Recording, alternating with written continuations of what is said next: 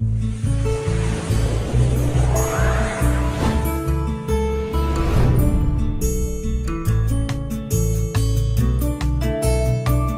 आपको दो बातें कहना चाहता हूं कि कभी भी कोई डॉक्टर आपको कहता है कि हार्ट की आर्टरीज में, वेन्स में ब्लॉकेज है, 70% तक है, तब तो आप बिल्कुल हंसी खुशी रहिए, कोई चिंता की बात नहीं।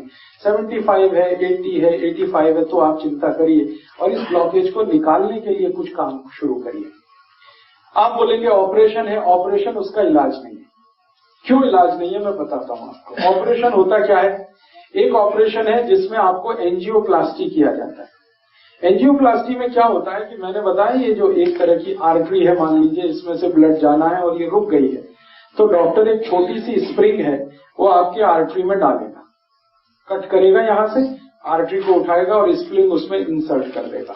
वो स्प्रिंग इतनी बड़ी होती है, वो जो बॉल पेन में आपने देखा है कि स्प्रिंग होती है, एग्जैक्टली वही स्प्रिंग, एग्जैक्टली वही स्प्रिंग, बस उस पर मेडिकेशन किया हुआ होता है, दवा उस पर लपेटी हुई होती है। वो स्प्रिंग 10 रुपए की बनती है, लेकिन आपके हार्ट में डलने के बाद उसकी कीमत 2 लाख रुपए हो जाए, सिर्फ 10 रुपए की बनती है। आपको हैरानी होगी ये जानकर कि इतनी लूट मची है। हाँ, इतनी ही लूट मची है इस देश में। 10 रुपए की चीज को आपके हार्ट में डाल के वो कहेगा कि अब तो 2 लाख का बिल हो गया, 2.5 लाख का बिल हो गया, 3 लाख का बिल हो गया। आपको पता नहीं है, आप क्रॉस चेक नहीं करते और हम ये मान के बैठे हैं कि ये तो भगवान है जो डॉक्टर है, लेकिन आपको मालूम नहीं है कि भगवान जब होता था डॉक्टर तब होता था, अब नहीं। अब तो वो शैतान से भी ज्यादा खतरनाक है। भगवान फिर भी आपकी जान ही लेगा, ये तो इतना शैतान है कि जान भी लेगा, पैसे भी निकाल लेगा आपके घर से। हाँ, ये तो शैतान से भी ज्यादा खतरनाक। इसलिए मैं आपको थोड़ा अवेयर करना चाहता हूं कि हार्ट की प्रॉब्लम लेके कभी भी किसी डॉक्टर के पास आप जाएं और कोई डॉक्टर आपको ये कह दे कि आपका कोलेस्ट्रॉल बढ़ गया, इसके कारण ब्लॉकेज आ गया है, या ट्राइग्लिसराइड बढ़ गया, इसके कारण ब्लॉकेज आ गया है, तो आप बिल्कुल मत घबराइए जब तक आप अपनी रिपोर्ट नहीं देख लेते कि इसमें कितना % है। अगर 70 या 70 से नीचे है तब तो चिंता करने की बात ही नहीं, घर आइए, आराम से सोइए, खाइए पीजिए। 70 प्लस है तो जरूर थोड़ी चिंता की बात है, लेकिन उस चिंता को दूर करने के लिए कुछ उपाय हैं जो मैं आपको बताना चाहता हूं। ऑपरेशन उसका उपाय नहीं है। क्यों? मान लीजिए उसने एक आर्टरी को कट किया और एक स्प्रिंग डाल दिया। स्प्रिंग मैंने कहा इतनी सी है, इतनी सी स्प्रिंग यहां आ गई, ठीक है। अब ये स्प्रिंग डाल दी तो इसमें होगा क्या कि आर्टरी का थोड़ा एक्सपेंशन हो गया, तो खून ज्यादा जाने लगेगा। 1-2 दिन आपको बहुत रिलीफ लगेगा, लेकिन आगे और पीछे जहां स्प्रिंग है ना, उसके आगे और उसके पीछे वहां फिर जमा हो जाएगा क्या? कचरा, कीचड़, कोलेस्ट्रॉल फिर जमा हो गया, तो फिर तकलीफ आएगी आपको। फिर दोबारा आप डॉक्टर के पास जाएंगे, फिर कहेगा आपको एक और एंजियोप्लास्टी कराना पड़ेगा। तो जहां पे उसने स्प्रिंग डाला था उसके आगे पीछे और एक डाल देगा, फिर आपका 2-2.5 लाख का खर्चा। फिर उसमें क्या होगा, जहां स्प्रिंग पड़ गई वहां से तो ब्लड निकल गया, फिर उसके आगे और पीछे फिर वही समस्या। मतलब सीधा सा ये है कि ब्लॉकेज होने की टेंडेंसी जब तक आपके ब्लड में रहेगी तब तक ये होता ही रहेगा, आप चाहे कितनी एंजियोप्लास्टी करा दीजिए। और एक आर्टरी में 2 या 3 से ज्यादा एंजियोप्लास्टी हो नहीं पाती क्योंकि वो बहुत वीक हो जाती है। तब डॉक्टर आखिर में कहता आप बाईपास सर्जरी करा लो। बाईपास सर्जरी में क्या होगा, जो आर्टरी है उसके पैरेलल एक दूसरी आर्टरी लगाएगा और इसको बंद कर देगा। लेकिन अगर ब्लॉकेज की टेंडेंसी उसमें भी बनी हुई है तो थोड़े दिन में उसमें भी ब्लॉकेज आ जाएगा। कीचड़ भरने की अगर नाली में टेंडेंसी है तो नाली कितनी भी नहीं बनाते रहो, कीचड़ भरने ही वाला है। आप कुछ ऐसी व्यवस्था करो कि पानी के साथ नाली में कीचड़ ही ना जाए, ब्लड में कोलेस्ट्रॉल बढ़े ही नहीं, ट्राइग्लिसराइड बढ़े ही नहीं। और कोलेस्ट्रॉल बढ़े तो वो बढ़े जो अच्छा वाला है, जिसको हम HDL कहते हैं। खराब वाला क्यों बढ़े, LDL और VLDL।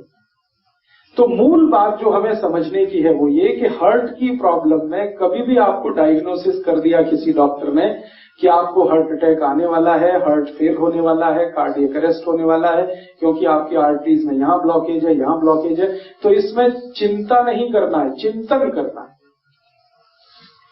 चिंता करेंगे आप, घबराएंगे, घबराहट में वो सारे पैसे आपके निकाल लेगा, क्योंकि यही आपका वीक पॉइंट है। आप चिंतन ये करिए कि मेरे ब्लड में जो खराब कोलेस्ट्रॉल है वो बढ़ क्यों रहा है, ये कम हो जाना चाहिए। अब ब्लड में खराब कोलेस्ट्रॉल बढ़ने से ही ब्लॉकेज है, तो खराब कोलेस्ट्रॉल बढ़ने के कारण जान लीजिए किन कारणों से खराब कोलेस्ट्रॉल बढ़ता है और किन कारणों से अच्छा कोलेस्ट्रॉल बढ़ता है। जिंदगी में जितने भी लोग डालडा खाते हैं, डालडा आप समझते हैं, वेजिटेबल ऑयल, ये डालडा सबसे खराब वस्तु है जो खराब कोलेस्ट्रॉल को बढ़ाती है। खराब कोलेस्ट्रॉल मैंने फिर बोला एलडीएल और वीएलडीएल। एलडीएल और वीएलडीएल आपके खून में सबसे ज्यादा तब बढ़ता है जब आप डालडा खाते हैं और रिफाइंड ऑयल खाते हैं और डबल रिफाइंड ऑयल खाते हैं, ट्रिपल रिफाइंड ऑयल खाते हैं। तो refined oil, double refined oil, triple refined oil, Dalda, ये 4 नाम हमेशा याद रखिए जो सबसे खतरनाक है आपकी जिंदगी के लिए। इनसे जुड़े हुए अगर प्रोडक्ट आपके घर में है, डालडा या डालडा का कोई भी प्रोडक्ट, XYZ ब्रांड नेम से आ सकता है। रिफाइंड ऑयल का कोई भी प्रोडक्ट XYZ नेम से आ सकता है, वो रुचि हो सकता है, वो सोया हो सकता है, वो गगन हो सकता है, वो पता नहीं क्या क्या नाम से हो सकता है। ये सब वो प्रोडक्ट हैं जो आपके शरीर में खराब कोलेस्ट्रॉल का निर्माण करते हैं। खराब माने एलडीएल और वीएलडीएल, उसके कारण आपको ब्लॉकेज है। तो क्या करना चाहिए? इमीडिएट आपको फैसला करना चाहिए कि भाई हमारे घर में डालडा नहीं आएगा, हमारे घर में कोलेस्ट्रॉल खराब बढ़ाने वाला कोई भी प्रोडक्ट नहीं आएगा। तो डालडा हटा दीजिए, अपने भोजन से डालडा निकाल दीजिए और रिफाइंड ऑयल भी निकाल दीजिए, डबल रिफाइंड भी ऑयल निकाल दीजिए। तो रिफाइंड और डबल रिफाइंड और डालडा निकालते ही आपका कोलेस्ट्रॉल घटना शुरू हो जाए इमीडिएट। और अगर आप चाहें तो 3 महीने ऐसा खाना खा के देख लीजिए जिसमें डालडा की 1 बूंद भी ना डाली गई हो और रिफाइंड और डबल रिफाइंड ऑयल ना इस्तेमाल किया गया हो। 3 महीने में वो डॉक्टर ही कह देगा अरे आपका तो बहुत कम हो गया एलडीएल और वीएलडीएल।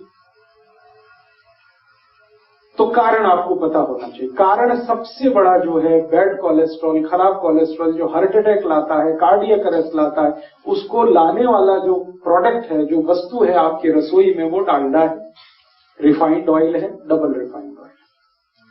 अब आप उल्टा कहेंगे कि डॉक्टर तो सब बोलते हैं रिफाइंड ऑयल खाओ, हार्ट की प्रॉब्लम से बचना है तो डबल रिफाइंड खाओ और अच्छा है। डॉक्टर इसलिए बोलते हैं कि उनका आपस में एक दूसरे के साथ जबरदस्त कनेक्शन है। रिफाइंड और डबल रिफाइंड ऑयल बेचने वाली कंपनियों का डॉक्टरों के साथ कनेक्शन है।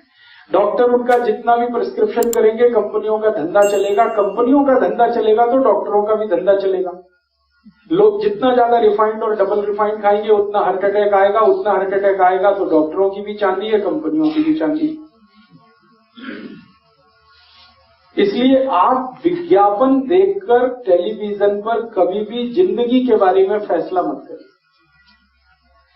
टीवी पर ऐसे ऐसे विज्ञापन आते हैं, कोई पत्नी अपने पति के बारे में बात करती हुई कहती है कि इनको तो ये तकलीफ है तो मैं उसी दिन से सोया वनस्पति ऑयल ले आई, तो ये ऑयल ले आई, तो वो ऑयल ले आई। बस यही खतरनाक, क्योंकि एक भी विज्ञापन सच नहीं होता और सच विज्ञापन करने की उनकी कोई जवाबदारी नहीं है, क्योंकि सरकार ने उनको झूठ बोलने का लाइसेंस दिया।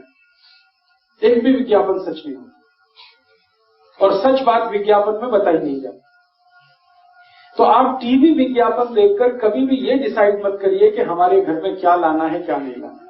वो ऑयल के बारे में है तब तो बहुत कॉशियस है। तो आप जैसे ही डालडा हटाएंगे, जैसे ही ये रिफाइंड और डबल रिफाइंड ऑयल हटाएंगे, 3 महीने आप देशी घी में खाना बना के खा लीजिए, देशी घी।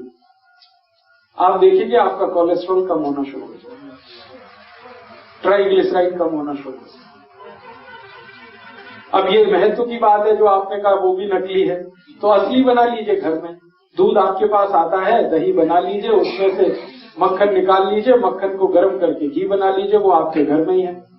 मेरा कहने का मतलब ये है कि आप घी के लिए देशी घी जितना ज्यादा खाएंगे बैड कोलेस्ट्रॉल उतना कम बनेगा, डालडा जितना खाएंगे बैड कोलेस्ट्रॉल उतना ज्यादा बनेगा, रिफाइंड और डबल रिफाइंड खाएंगे और ज्यादा।